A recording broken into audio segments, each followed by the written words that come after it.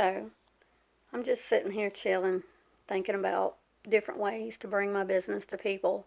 One of our goals today was to make a post about our how we see our future life and our favorite products.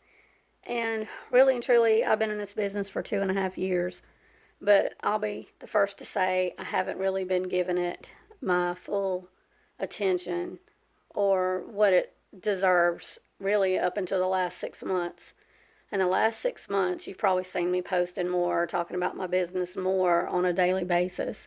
And that's because it has started to change my life. Um, and like with anything, if you're not consistent and you're hit and miss, then that's how your business is going to be, hit and miss. Nobody's going to take you seriously, and people are going to wonder if you're still doing it. Well, I just wanted to let you guys know that yes, I have not quit. For 6 months, I've not missed a day. My business is growing. I'm getting more people. My team is growing bigger. My financial situation is improving. My lifestyle, as far as doing the things I want to do when I want to do it and being able to afford to do it, um, is also getting a lot better. One thing that I like to say is most of you that know me know I have rheumatoid arthritis. Well, my most favorite job in the whole wide world that I ever did was being a scrub tech. I was on the heart team at Ocean Springs Hospital, first at Jackson's Hospital in Montgomery, Alabama. That's where I learned. That's where I was trained.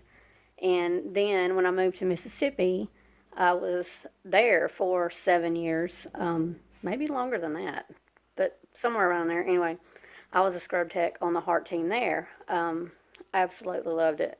If my hands weren't jacked up, and my ankles, my feet, if it wasn't for the stupid rheumatoid arthritis, I'll just go on and say it, I'd still be doing that here in Florida. In fact, I would have kept on going to school. I would have got either my RNFA, probably, yeah, that's what I would have got. I would have got my RNFA because I so loved assisting. Even though I was just a scrub tech, I also did assist a lot. Um, Love it. Anyway, that's beside the point. But there is a point to that. The reason I'm explaining this to you is because of that, I can no longer be a scrub tech. I've never found joy sitting behind a desk. I was an insurance agent for years, and nothing against that industry. Some people love it, and it's for some people. Thank goodness, because what would we do without them, right? But I just did not feel good about myself at the end of the day because I saved somebody 15% on their car insurance, like the Geico commercial says. But anyway, I did not find self satisfaction from that.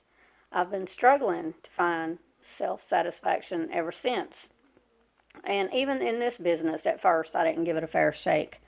I thought it was just like anything else I've tried. I'd give it a little shot, and if I didn't see any success or anything happening almost overnight, then I was just going to give up on that too. And I didn't know what I was going to do.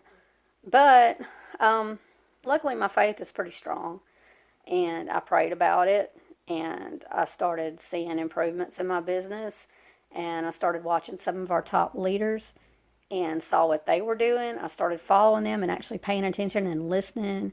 And instead of thinking that I know it all, like I tend to do on some things, but usually just the things I really do know it all about. Not all. Nobody knows everything. At least I'll admit I don't know everything. But I did think I was pretty good at what I did. And come to find out, I could have been a whole lot better.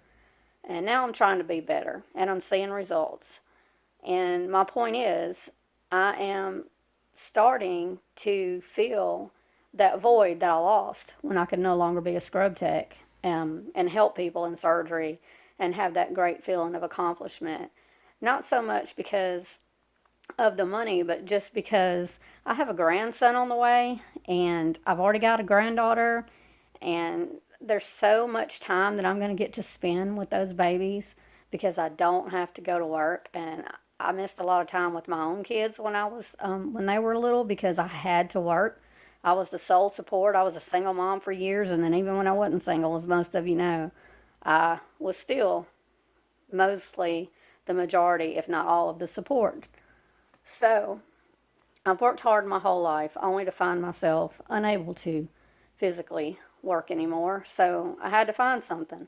And I feel very blessed that this opportunity landed in my lap. And I listened to my friend Deanne Johnson Payne. I always like to throw her in there because I do thank her for bringing this opportunity to me. And I would love to bring it to you. I'm tired of typing all the stuff out. Nobody reads half the stuff I say anyway. I know y'all don't. I don't blame you. I scroll past a lot of stuff other people post too, especially, if it's about some business. I've been guilty of rolling my eyeballs and keeping on going too. There she is again. And I know y'all say that, and it's okay. I don't mind. I just ask you, if it applies to you, hear me now, because there's no amount of typing, nothing I can say to you to where you could get it like the way I'm telling you right now. So if you're struggling, if you're just unhappy in what you do, if you want to stay home, granted, I ain't saying quit your job tomorrow. You can stay home and next week you're gonna make enough money to replace what you were making full time at a regular job.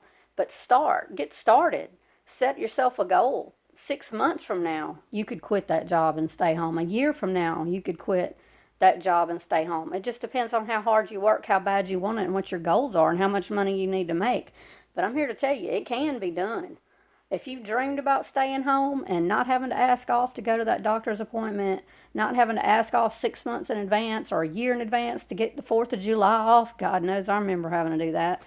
We all used to fight over who was going to get Thanksgiving. And if the ones that got Thanksgiving had to work Christmas, if you wanted Christmas, you worked Thanksgiving.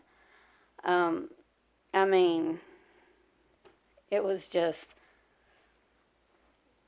phone's ringing. I had to get rid of that. But yeah, I don't have to ask off anymore because I can just work from wherever I'm at. If I have my phone, I can work.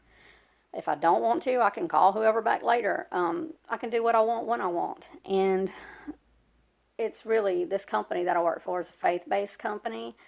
These people are so good to us. It's the best compensation plan I've seen from any work-from-home business. So if I'm bugging y'all, it's not because I'm bugging you or wanting to bug you. It's just I'm really excited about what I do.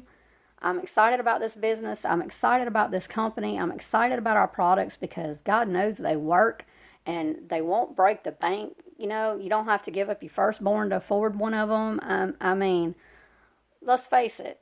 You spend more than what one of these products cost at Walmart just on stuff you don't need. I mean, it's affordable. People can afford it, and it's not a joke. It's stuff people want, stuff people need. It really does help people. It's a win-win situation. You can't go wrong at any respect. So if you've been thinking about joining me at all, if it's crossed your mind, I can't tell you that between now and the end of the month, it's your time to jump, because 5 people, and that's it. And I'm going to pick the 5. It's not going to be just anybody that jumps in and says, hey, I want to do it. I want to talk to you because I want to make sure that you want to work and that you want this as bad as I do. If I'm going to spend my time teaching you and training you and showing you everything that you can do to be successful, I want you to be successful. I want you to do that. So if you're ready, I'm ready. Let's talk. I want to sign you up before the end of the month.